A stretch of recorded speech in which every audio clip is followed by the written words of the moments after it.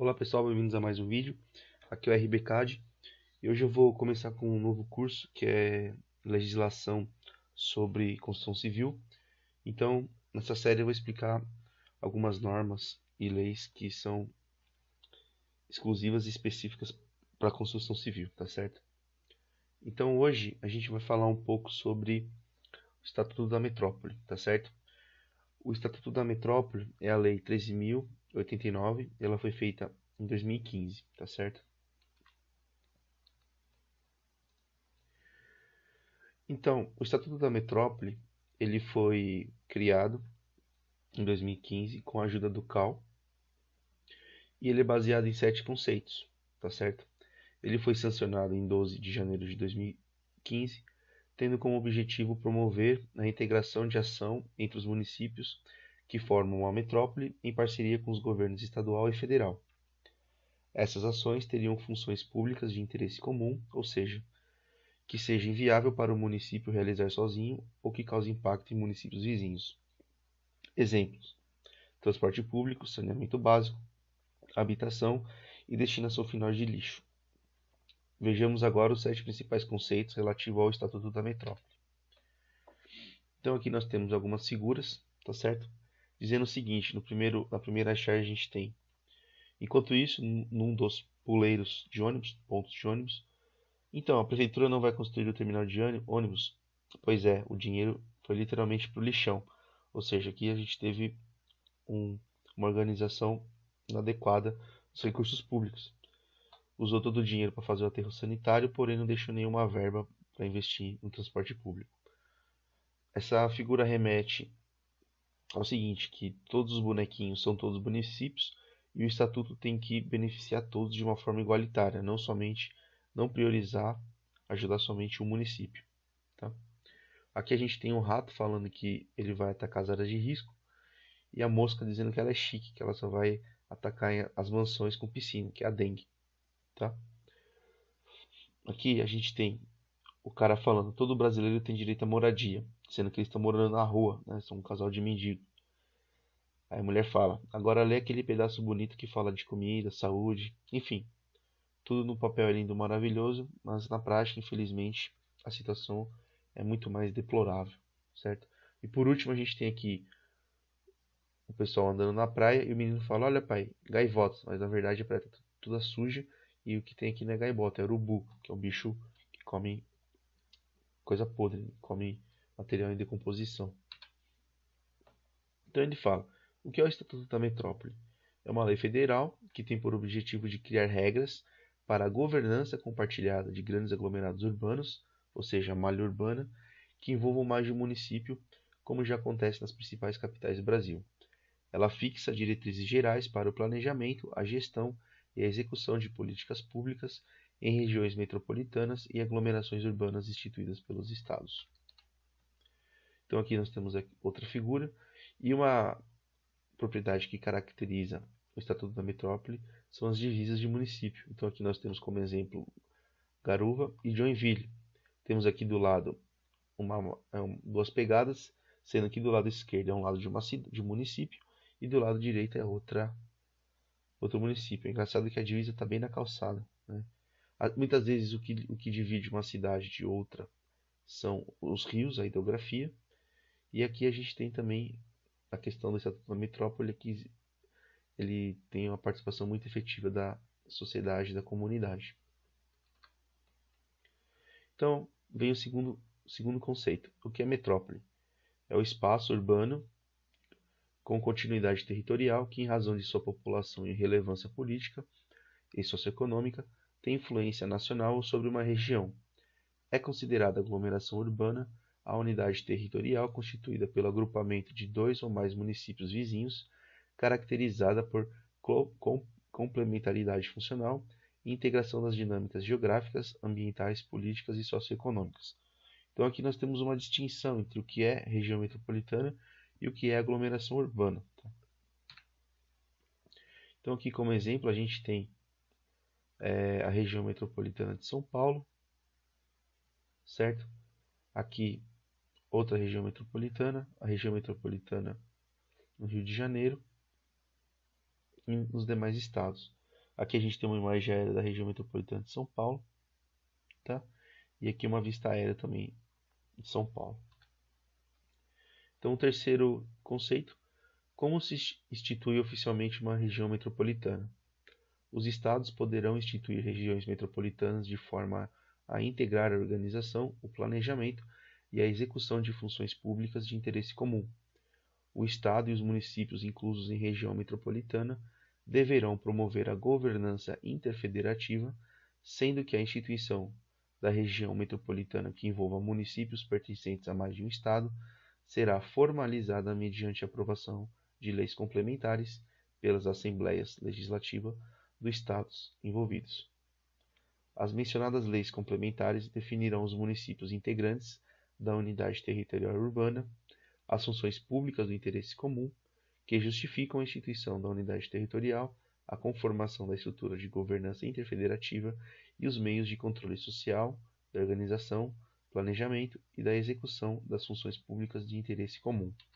Então, a principal diferença entre região metropolitana e aglomeração urbana é que a aglomeração urbana ela existe por existir, ou seja, pelo simples desenvolvimento da cidade, e se formou aquela condensação urbana, aquela malha urbana. Agora, a região metropolitana ela é instituída por lei, ela é formalizada, tá certo? Aqui, como exemplo, em São Paulo, nós temos a região metropolitana de São Paulo, a região metropolitana de Campinas e a região metropolitana da Baixada Santista. Porém, nós temos um aglomerado urbano, que é em Jundiaí, onde tem as cidades limítrofes como Campo Limpo Paulista, Francisco Morato. Porém, aquela região de Campinas não é a região metropolitana, e sim apenas um aglomerado urbano. Quarto conceito: como funciona a governança interfederativa? Segundo o Estatuto da Metrópole, a governança interfederativa deve respeitar os seguintes princípios: prevalência do interesse comum para todos os municípios, compartilhamento de responsabilidades, autonomia dos entes da federação, observância das peculiaridades regionais e locais, gestão democrática da cidade, efetividade nos usos de recursos públicos e busca do desenvolvimento sustentável. Então aqui nós temos uma charge da Mafalda dizendo o seguinte: que comida gostosa você fez hoje, mãe? Sopa. Não se fala palavrão nessa mesa, se referindo à sopa. A mãe fala: sopa não é palavrão. Ela abre, cheira e fala: também não se fala mentira na mesa. Então essa charge faz alusão ao que? Embora a norma fale sobre desenvolvimento sustentável, na prática são pouquíssimos os administradores públicos que pensam nisso. Na verdade, eles só usam medidas emergenciais para tapar o buraco. Não tem um planejamento efetivo, muito menos direcionado à gestão ambiental. Então aqui fala: juntos pelo desenvolvimento sustentável. Quarto conceito: como funciona a governança interfederativa? Ainda deverão ser observadas diretrizes como implantação de processo permanente compartilhado de planejamento quanto ao desenvolvimento urbano, sistema integrado de alocação de recursos e prestação de contas, execução compartilhada das funções públicas, participação de representantes da sociedade civil nos processos de planejamento e tomada de decisão, compatibilização das leis orçamentárias dos entes da governança interfederativa e compensação por serviços ambientais, que está relacionada aos passivos ambientais. Então, aqui nós temos uma imagem do cubo mágico, que na verdade também faz alusão ao desafio, pois é praticamente impossível você conseguir sanar todos os problemas públicos e sociais de uma cidade, quanto mais de uma região metropolitana a curto prazo. Então, você conseguir vencer todos esses problemas é como se fosse o desafio de você montar um cubo mágico desse tipo aqui, ó, com dezenas de facetas, tá? E embaixo nós temos também o que a gente vai falar mais adiante, que é o PDUI, que é o Plano de Desenvolvimento Urbano Integrado, que todas as regiões metropolitanas são obrigadas a elaborar, tá? Na verdade, esse Estatuto da Metrópole é uma lei relativamente curta, ela só tem 7 páginas.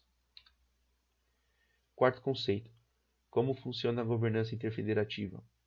O Estatuto prevê ainda que essa governança se dê com a participação da população, com órgãos colegiados de política urbana, debates, audiências e consultas públicas, conferências sobre assuntos de interesse urbano e iniciativa popular de projeto de leis e de planos, programas e projetos de desenvolvimento urbano.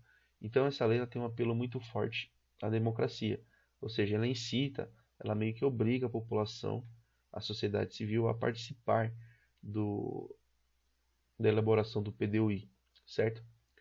Porém, a gente sabe que poucos se mobilizam para fazer isso.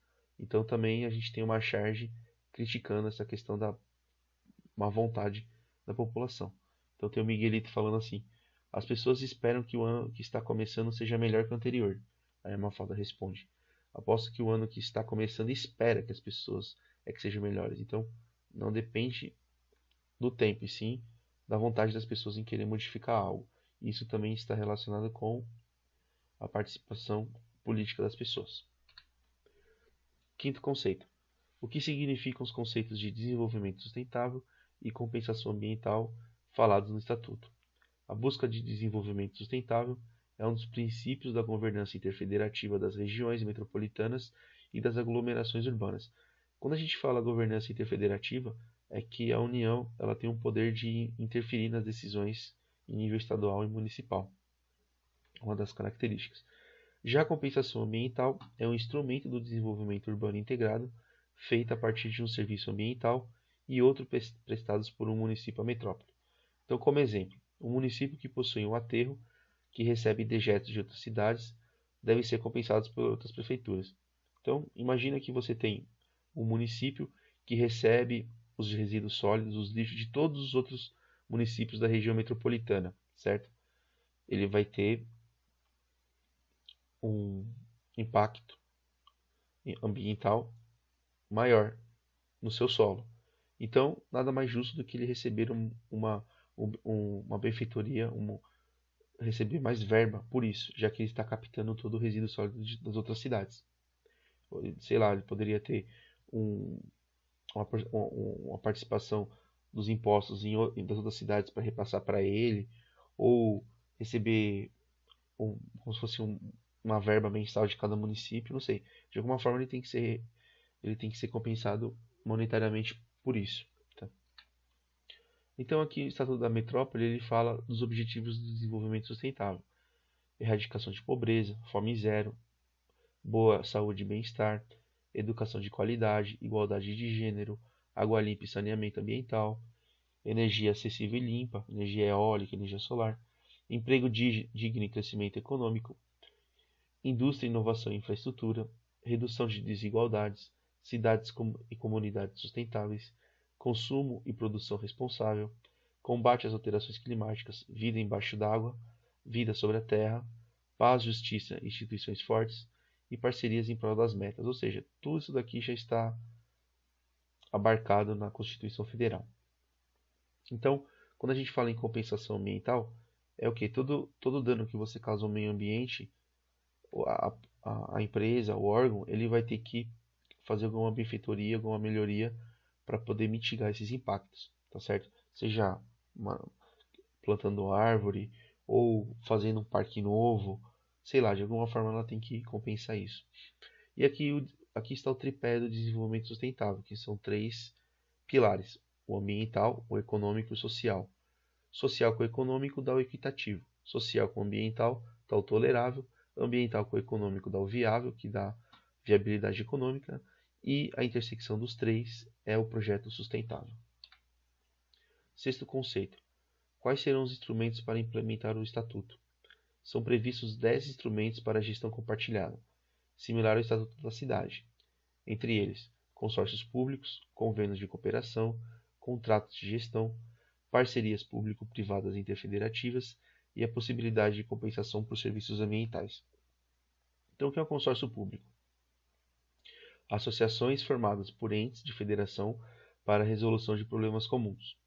Têm personalidade jurídica própria, CNPJ, sendo capazes de gerir recursos e prestar serviços em todo o território de seus membros. Então, geralmente são autarquias ou empresas de capital misto, que elas são criadas para tentar resolver um determinado problema na região. Pode ser um problema de saneamento básico, de saúde pública, de moradia, enfim. Depois a gente vai ter as parcerias públicos-privadas, essas são muito comuns, que são as associações entre o governo e o mercado particular, mercado privado.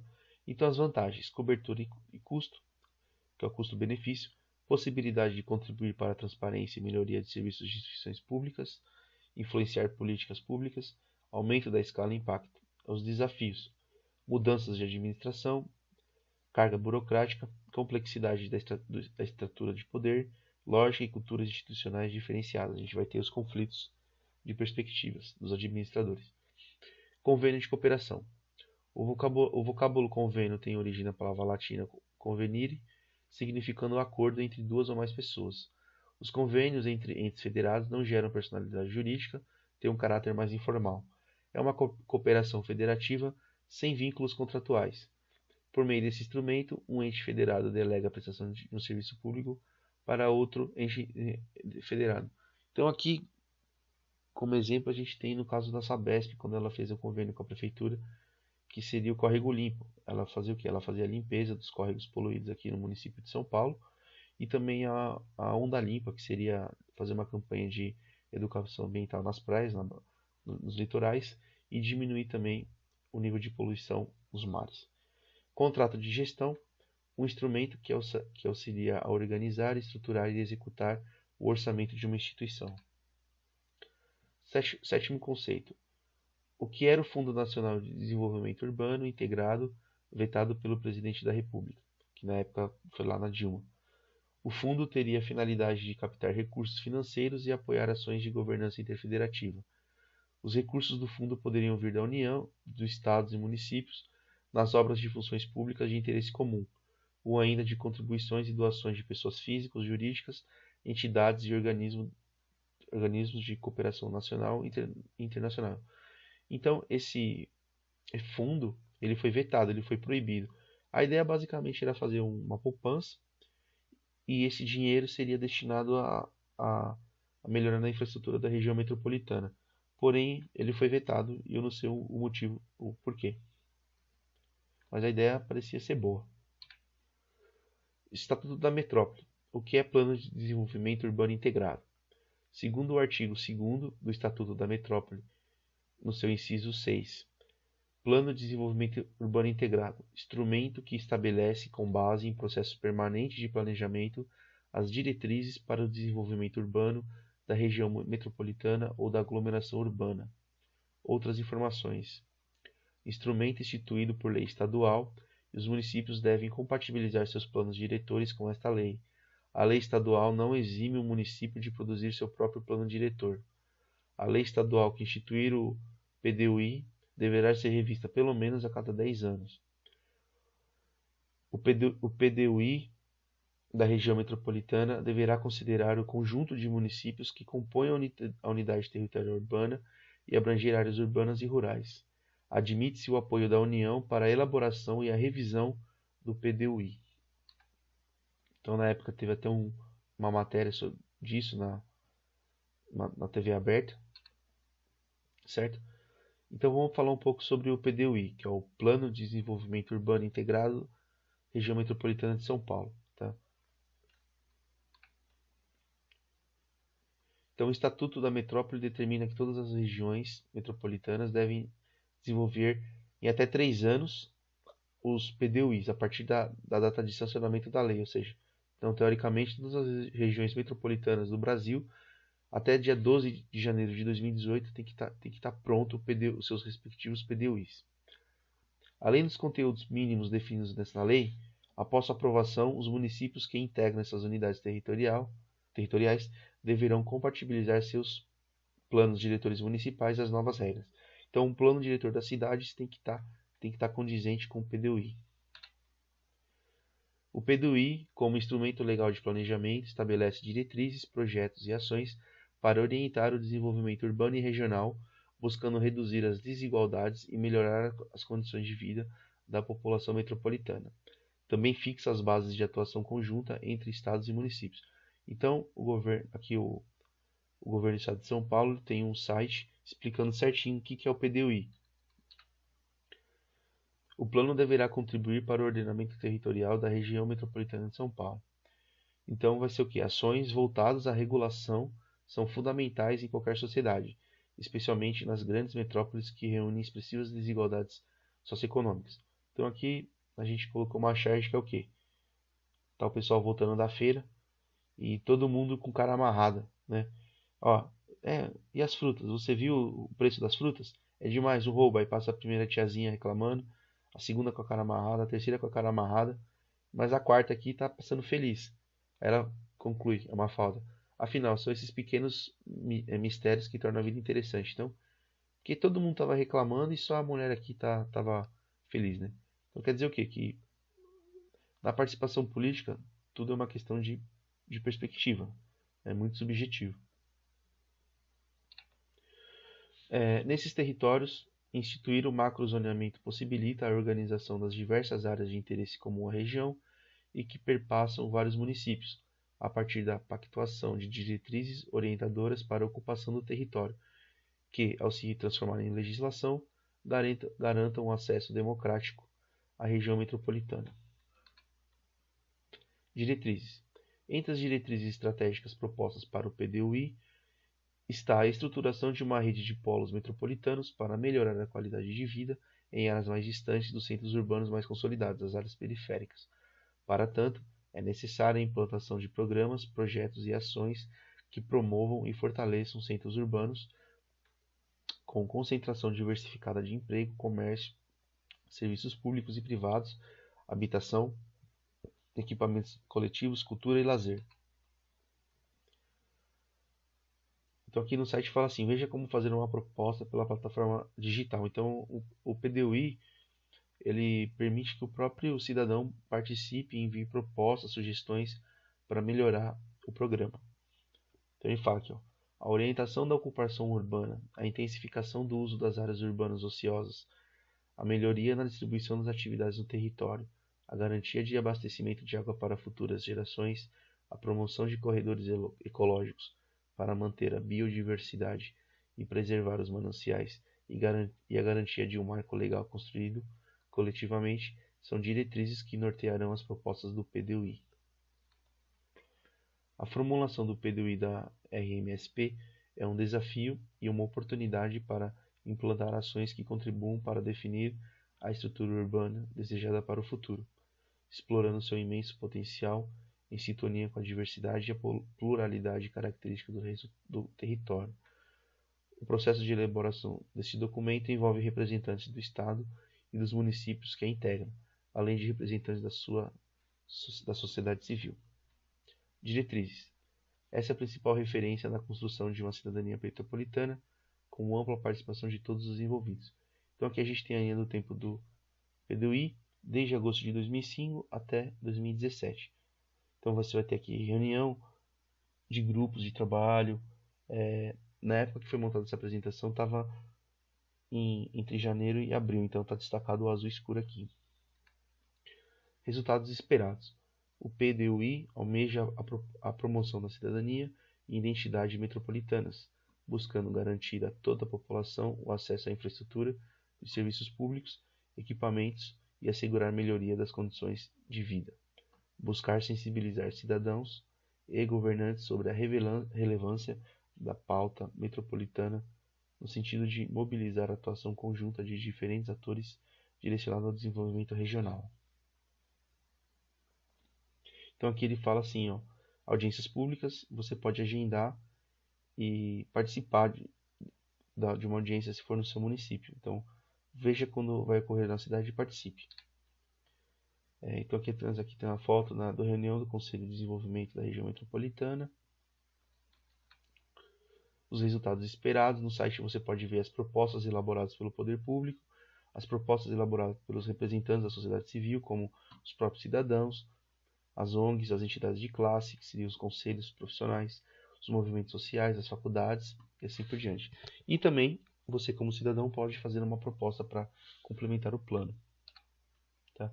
Aqui a gente tem um organograma de atribuições com tarefas de cada entidade. Então você tem a instância, o conselho, o comitê executivo, a comissão técnica e os grupos de trabalho. tá? E aí a gente vai falar um pouquinho sobre o Plano Macrometropolitano Paulista, que são os principais municípios do estado de São Paulo. Então ele fala que a macrometrópole paulista é integrada por 133 municípios, onde vivem 74% da população do estado. Este extenso território concentra alguns dos principais centros de riqueza e produção de conhecimento do país, ao mesmo tempo em que abriga contradições sociais, urbanas e ambientais. Assim, torna-se essencial um planejamento de longo prazo para a garantia de um desenvolvimento mais justo, inclusivo, sustentável e com equidade nessa região. Horizonte para 2040, o Plano de Ação da Macrometrópole Paulista, PAN 2040, visa orientar a formulação e execução de políticas públicas que contribuam para a efetivação do futuro desejado para todos que vivem nesse território. Então aqui a gente tem a Macrometrópole Paulista, tá certo? Que são, aqui no mapa a gente tem o que? Em amarelo a gente tem o aglomerado de Jundiaí, tá certo? Aqui em laranja, aglomerado de Jundiaí. Aqui nessa parte de cima, a gente tem a região metropolitana de Campinas. Aqui a gente tem a região metropolitana de São Paulo. E tudo que é rosa são as manchas urbanas, tá certo? E aqui embaixo a gente tem a região metropolitana da Baixada Santista, das praias litorâneas, dos municípios litorâneos, tá certo? Então aqui está a bibliografia. Então é isso, pessoal. Espero que vocês tenham gostado do vídeo, tá certo? Eu sei que é um pouco enfadonho essas aulas, também não é muito a minha praia, mas a gente está aí para ajudar, tá certo? Se vocês tiverem alguma dúvida, postem nos comentários e agora eu vou focar um pouco nessa disciplina. Então, um abraço e bons estudos.